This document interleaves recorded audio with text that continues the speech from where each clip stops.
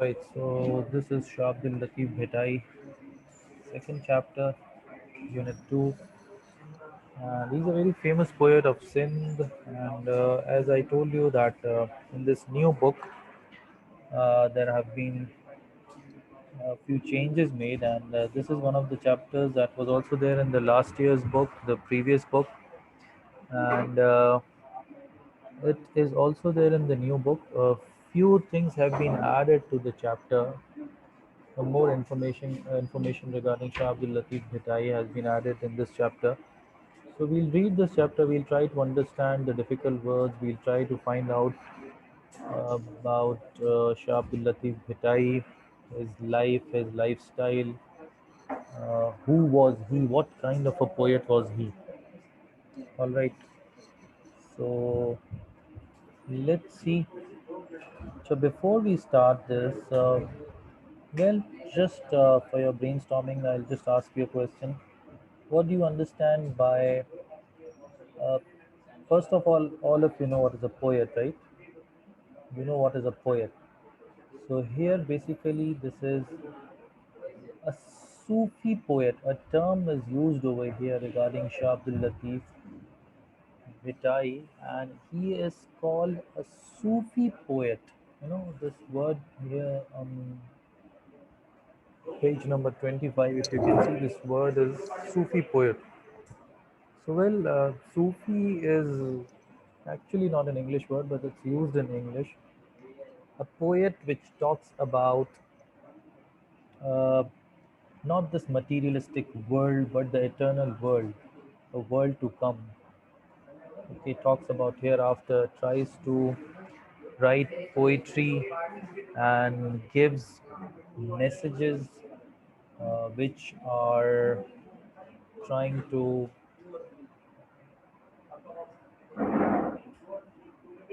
remind people of the hereafter.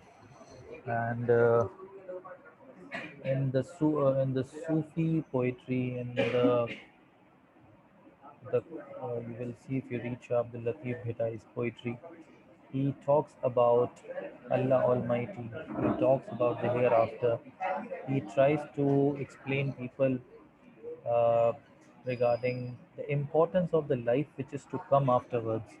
And he tries to tell people that this life is going to end one day, and nobody is going to live over here in this life. One day this life is going to end. We are here for a very short period of time, and the life which is to come is a never ending life. So, what would be the life over there? So, how to achieve the love of God in this life and make our lives a peaceful one here as well as in the hereafter. This is basically the there's a message of peace, harmony, brotherhood, and care in his poetry. That is why he is well known and he is famous not only is in Sindh but in different parts of the world. People come, and when they come to Pakistan, they read his poetry. One of his famous works, Shah Jo Risalo, is also very famous and which has been translated into many languages due to this message that is uh, extracted out of his poetry. So we'll start reading the chapter. And one thing which I would like to tell you in the beginning of the chapter is there are a few things regarding Shah Abdul Latif which are mentioned in the chapter, but we doubt if these things are right or not with regards to music and some other things. It is said that he liked music. Obviously, music is something which is forbidden in Islam completely, completely forbidden in Islam. And how can a Sufi scholar and a poet prefer listening to music and promote such culture? But obviously, as we'll read, I'll tell you the most of the things which are collected regarding the life of Shah Abdul Latif Bhitai are through oral traditions. We'll discuss what are oral traditions. So sometimes, when such information is gathered, there are chances of some errors in that. So we look at the things which we feel are 100% correct, and if there is doubt about something, we'll try to discuss, and obviously we'll try to adopt all the good things that we are able to get from his lifestyle, his poetry, his message, and the hard work and efforts that he has put. All right. So I hope all of you are awake and with me.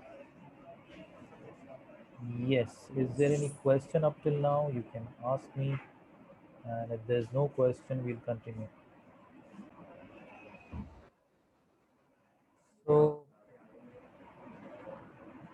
um, this chapter basically, we'll read the first paragraph of the chapter today, and there are a few words. I'll try to explain these words to you. So, Shah Abdul Latif Bhittai, we discussed a few things regarding Shah Abdul Latif Bhittai, and there's a lot of information while reading the chapter, while reading this unit, we'll get to know about him. And few things I haven't told you. I've after the lesson, there are a few questions which I will ask you, and you will be finding the answers from this chapter and try to answer the questions. All right. So Shah Abdul Latif Bhattai's chapter starts with the introduction of Shah Abdul Latif Bhattai. We'll also learn why he was known as Bhattai, all right, and what other names people knew him with, what other names, okay. Shah Abdul Latif Bhattai, who is lovingly called Lal Latif by his devotees.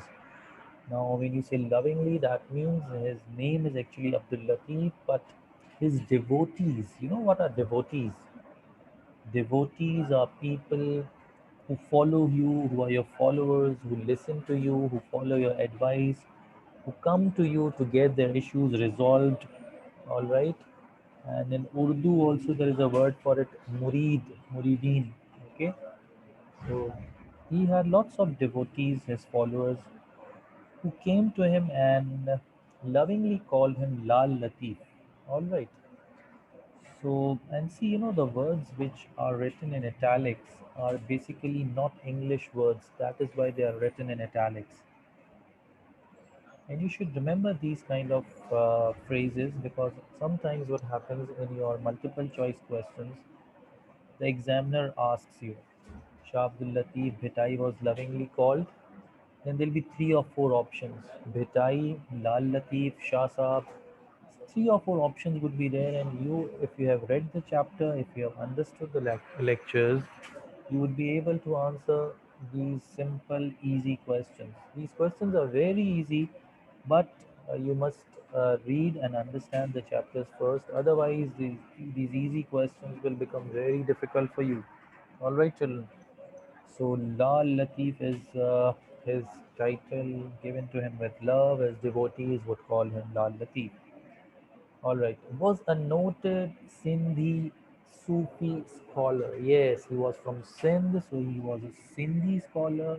And I told you what is a Sufi scholar. Sufi, I told you, the one who talks about Almighty Allah, the life of hereafter, and tries to convince people regarding uh, the life which they are living in this world is going to end one day. This materialistic world has got no value in the eyes of Allah Almighty. So this is what their mission is basically. Another concept of Sufism is somewhere found in, not exactly in Quran and Hadith, but somewhere in different parts of the world, if it is, where Sufism is considered a kind of lifestyle which, uh, which separates a person from his family, his children, society, and isolates a person from the world, and takes him away from fulfilling his duties, his rights towards the people around, is not Sufism basically. Sufism doesn't mean that a person should separate himself from the society forever and not live with people around. Uh, well, Shah Abdul Latif Bhitai did live on a mountain, and he met people. He conveyed his message to the people around. There were many people who would come to see him, meet him, and he would spread the message of love from there on. So it doesn't mean that a person should separate himself from the society and live alone the whole of his life. Okay, because there are lots of responsibilities on a person's shoulder. He has to fulfill these responsibilities, and for that he has to live with the society. And only if a person is living with the society, he can understand the society, he can make improvements in the society, and he can work for the prosperity of the society. All right. So Sufi means, yes, a person who has more love of God, who tries to invite people towards the love of God. It doesn't mean that a person loves Almighty Allah alone and separates himself from the society and doesn't invite people towards the life that is to come. Anyway, there are a few misconceptions in the society and somewhere in our students because we haven't read much about it. So I'm trying to make sure that all these misconceptions are uh, omitted from your mind. All right, continuing. And then Sufi scholar, then he was a mystic saint. All right, now what is a mystic saint? Saint is, yes, again, somebody who is pious, somebody who loves God, somebody who is away from sins. And mystic, uh, well, I don't know how to explain it to you. You can say that somebody who doesn't worry much about his appearance, who is not, interested in buying new clothes and is not interested in eating good food. He lives a very simple life. Whatever is available in the house, he would eat it. Simple food, whatever simple clothes are available in the house, he would wear them. He doesn't make much demands. He doesn't have much desires of this materialistic world, and he has devoted himself, his lifestyle uh,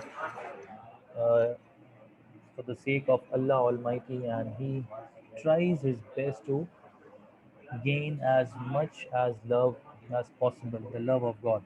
All right, so that is what a mystic saint is, and plus he was also a poet. So he was not only a scholar, a mystic, saint, and a poet as well.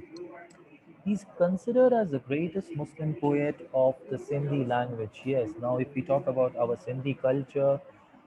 culture is having lots of wonderful things. One of them is poetry also, and he is well known in the world for one of the greatest Muslim poets of our Sindh. So his poetry is very famous, and his poetry is giving a good message to the people. Those who read and understand this can only actually, you would say, observe the actual meaning and try to gain the originality out of it only after reading it. If a person does not understand Sindhi language, the translation obviously won't give him uh, that particular, I would say, charm of the poetry, which is actually available in the original Sindhi text. But anyway, the translation, if you do not understand Sindhi language, the translation will also give you some flavors and you will at least understand the message of Shasam. Information about the life of Bhatai has mostly been collected from oral tradition. Oral tradition is like, as I told you, we'll discuss oral traditions. Basically, it means that in those days, people used to listen to different things about their elders from their fathers, forefathers, and so on. And like that, it was transferred into their children, and so on. So most of the information your book says is collected. The information that is collected regarding Shah Sahib has been collected through oral traditions and not from any kind of written, information that would have been transferred.